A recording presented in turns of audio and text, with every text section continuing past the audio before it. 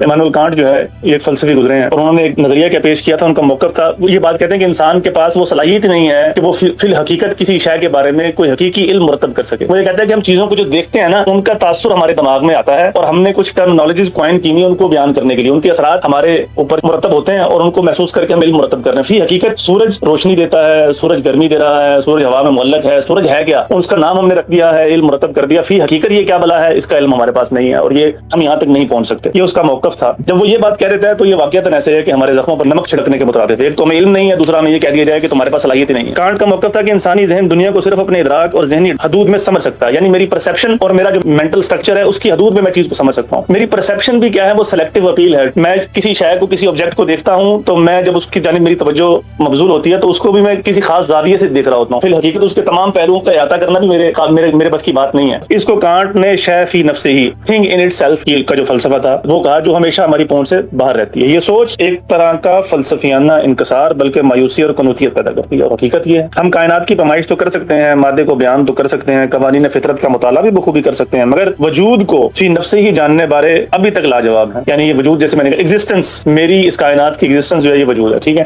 اس کو سمجھنے کے بارے میں حتمی علم ہم نہیں بیان کر سکتے۔ اور مجھے ذاتی طور پر یہ بات سخت پریشان کن اور تذلیل امیز لگتی ہے کہ میں زندگی کا کاروبار چلائے جا رہا ہوں، صبح اٹھتا ہوں، شام کرتا ہوں، زندگی یوں ہی تمام کرتا ہوں، جیتا ہوں، مرتا ہوں، مگر اس سارے قصے کی حقیقت کا ایک ذرہ بھی میری گرفت میں نہیں ہے۔ یہ عجیب و غریب جو ہے نا، یہ قنوطیت یا یاسیت اس کے اندر ہے پورے پس منظر میں۔ یعنی میں زندگی جی رہا ہوں، میں اپنا کاروبار زندگی بھی سنبھال رہا ہوں، لیکن مجھے یہ نہیں پتا کہ میں یہاں پہ ہوں کیوں، مجھے یہ نہیں پتا کہ یہ کائنات کیوں ہے۔ یہ بڑے بڑے سوالات